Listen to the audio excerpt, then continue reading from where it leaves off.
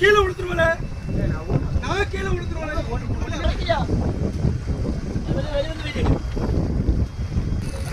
அடி அடி அடி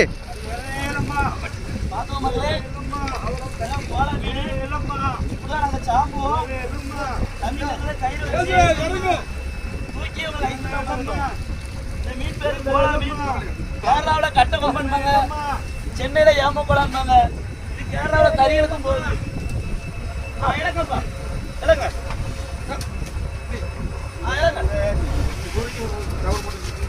இலங்க மக்களே,